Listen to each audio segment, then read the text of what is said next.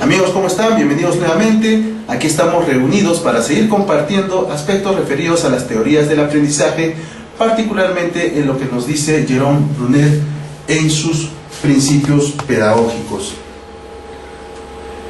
Jérôme Brunet plantea el aprendizaje por descubrimiento. ¿Qué se entiende por ello? Es a lo que se llama también el aprendizaje heurístico, el que promueve que éste adquiera los conocimientos por sí mismo, de tal modo que el contenido que se va a aprender no se presenta en su forma final, sino que debe ser descubierto por el aprendiente o aprendiz o estudiante en nuestro caso. El término se refiere así pues al tipo de estrategia o metodología de enseñanza que se sigue y se opone al aprendizaje por recepción planteado en la teoría tradicionalista. El aprendizaje por descubrimiento, los ámbitos en los cuales se dan: el social, el pedagógico, el psicológico y el educativo. Esto se logra cuando el niño construye una categorización de nuevos conceptos que ocurren para simplificar la interacción con la realidad y facilitar la acción. Debe de darse pues de manera activa mediante la asociación y construcción de los mismos. ¿Cuáles son los principios que fundamentan esta teoría? La motivación, la estructura, la secuencia y el reforzamiento. ¿En qué consiste la motivación? Pues es la predisposición que va a tener el estudiante para lograr los aprendizajes. Debe ser intrínseca, quiere decir que tiene que haber una motivación interna, buscar para ello los motivos para aprender, entre los cuales podemos diferenciar pues el instinto innato de curiosidad, la necesidad de desarrollar sus competencias y la reciprocidad, lo que significa trabajar de forma cooperativa entre los agentes que participan en el proceso. La estructura, ¿en qué consiste? Consiste en encaminar pues, las acciones al objetivo en la enseñanza de los contenidos de un área, que implica ello que el alumno llegue a entender la estructura fundamental de los mismos, comprenderla de tal manera que podamos relacionar con ella otras significativamente. La estructura de cualquier materia se va a constituir por las ideas y conceptos fundamentales relacionados entre sí. Esto debe perseguir el maestro, que el alumno perciba las ideas esenciales de la materia que ha de aprender como un todo organizado y significativo sobre todo. ¿Por qué es importante esta estructura? Porque el aprendizaje va a ser más accesible, ya que proporciona un cuadro general en cuyo interior los aspectos particulares van a ser mejor comprendidos. La retención, por ello, va a ser más fácil al presentar las ideas de una manera simplificada y estructurada adecuadamente. A través de ello se van a hacer transferencias pertinentes y efectivas a situaciones similares posteriores.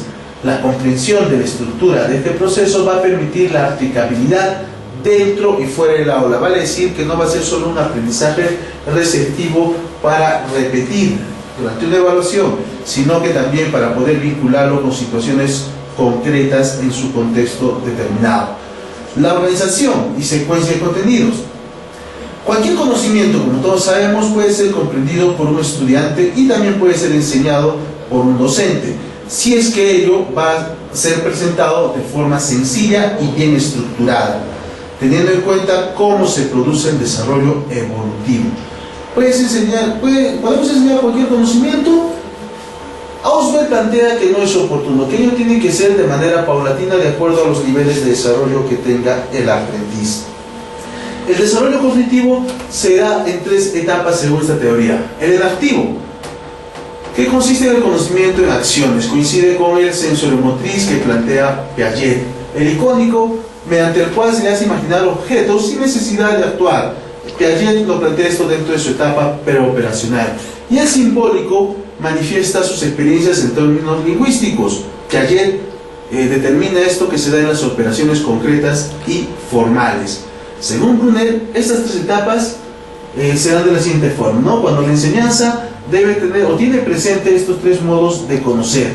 La mejor manera de presentar los conocimientos a los estudiantes es una secuencia de los 3 pasos o etapas que hemos mencionado anteriormente.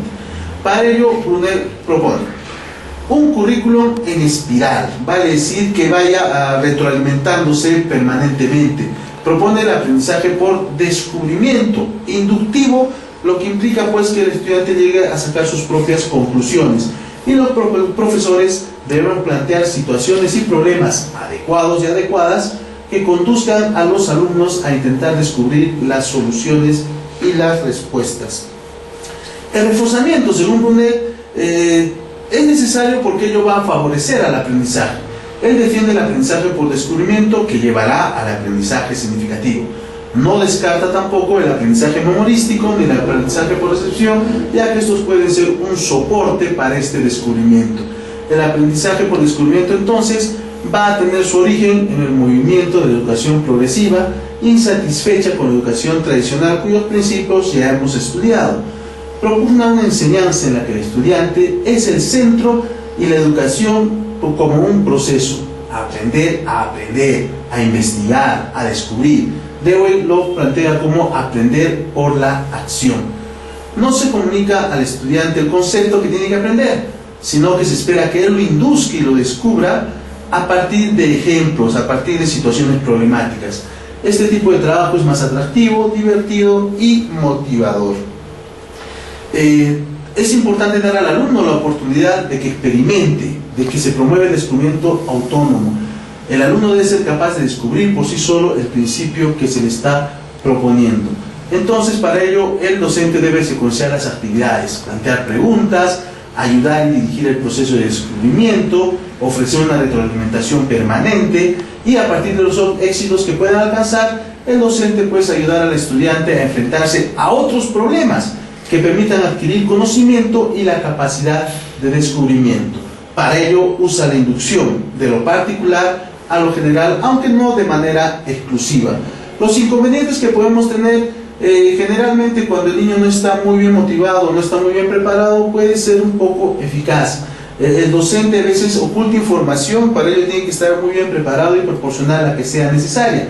Los estudiantes pueden llegar a nociones erróneas. Para ello están los pasos que hemos mencionado anteriormente, la orientación, la retroalimentación permanente, etc. Y que necesita también una planificación y estructuración más cuidadosa, cosa que estamos seguros todos estamos en las posibilidades de hacer.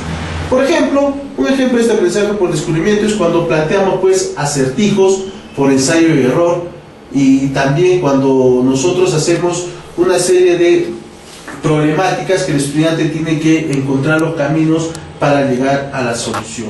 Puede considerarse ejemplos de este tipo aplicados en las clases de segundas lenguas, por ejemplo, los rompecabezas o las sopas de letras. Muy bien, amigos, hemos querido compartir pues con ustedes esta teoría del aprendizaje para poder tener mejor conocimiento al respecto. Nos vemos en una próxima oportunidad.